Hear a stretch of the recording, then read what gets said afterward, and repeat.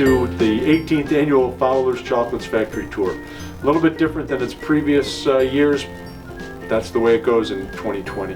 But we're really glad you're here to see what we do at Fowler's Chocolates. I want to thank these 6 kids for coming and enjoying the tour and providing some youthful exuberance to what's always a fun event here at Fowler's. So we're going to get started by showing you all the things we do here at Fowler's Chocolates. Make sponge candy, candy bars, hand dipping, molded. It's all happens right here in this factory, and we're going to try to give you a good picture of what it's all about. And I hope you enjoy it, and thanks for coming, and look forward to hearing your comments, and hopefully you enjoy and learn something about Fowler's Chocolates.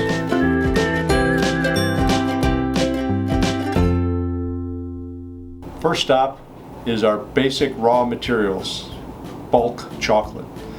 These boxes hold about 2,000 pounds each of unmelted chocolate in large 10-pound blocks. They're big candy bars. We melt those candy bars in these melting vessels here, which hold about 400 pounds of chocolate when they're full, and they're kept at a temperature of about 114 to 115 degrees to melt the chocolate. Here's our candy bar machine making all this noise. Right now we're making milk chocolate and milk chocolate with almond candy bars. All the chocolate that we melted earlier is being pumped over to this machine. That chocolate flow stops and starts based on the needs of the machine and what the molds that are being filled. So we're using chocolate, and then when it gets down below a certain level, there's a sensor that tells us to open a valve and bring more chocolate in. Like everything we do here, we work with warm, melted chocolate. It's about 90 degrees, and then into the mold at 90 degrees, and then it goes through a cooling tunnel. It takes about 15 minutes to go through the cooling tunnel, and when it comes out of the cooling tunnel, it is completely solidified and falls out of the mold and gets sent over to the wrapping machine. So the wrapping machine will place a piece of foil and then a paper overband around it, and that's the premium candy bars that we make are all wrapped that way. And that's what we're doing here today, is wrapping these larger 2 1/4 ounce candy bars in gold foil and a paper wrapper. So the candy bars are made at about 60 bars per minute, whereas the wrapping machine wraps at about 120 bars per minute. So we will stockpile some candy bars on these racks, and then we feed the wrapping machine both from the rack and from the machine so that we can keep the wrapper going full speed all the time.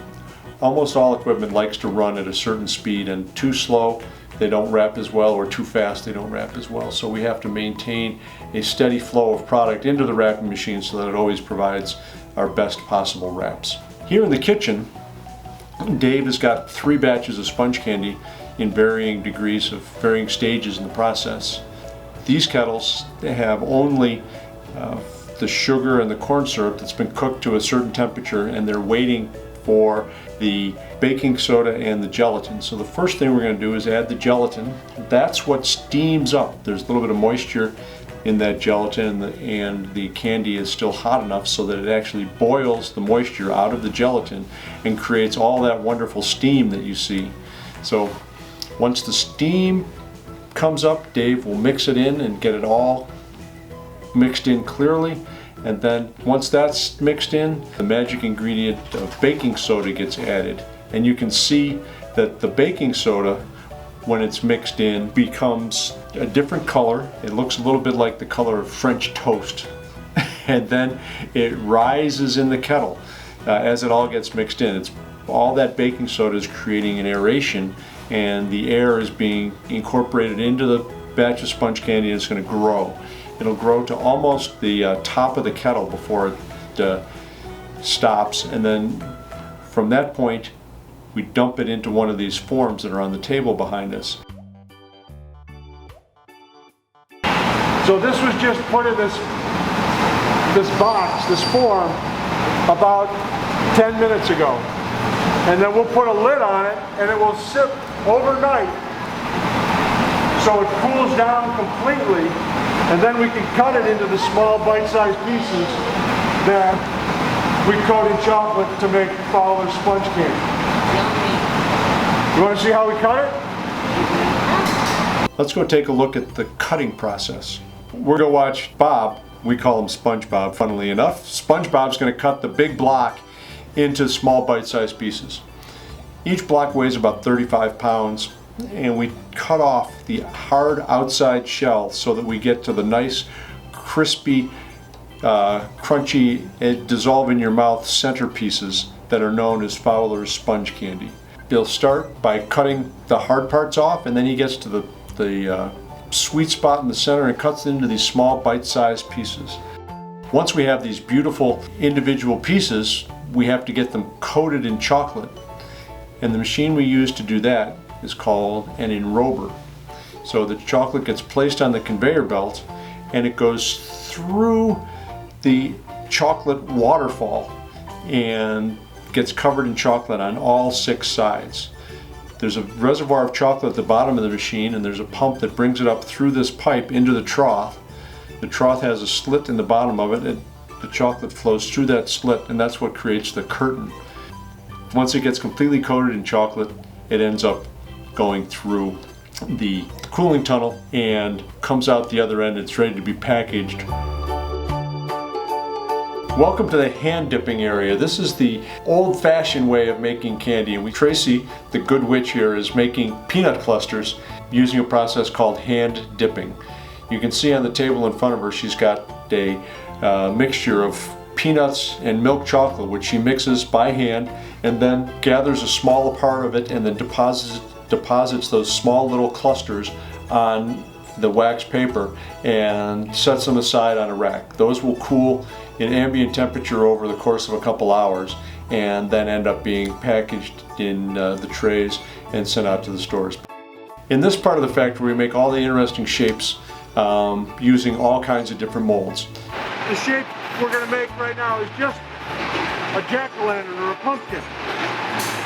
And Karen will fill this with chocolate from her milk chocolate tank. We're going to put it through the cooling tunnel in order to get it to cool perfectly, and when it cools it shrinks a little bit, and then when it shrinks it drops out of the mold very easily, and then we just have to handle it carefully. So let's go down to the other end and see what happens when we have chocolate coming out of the cooling tunnel.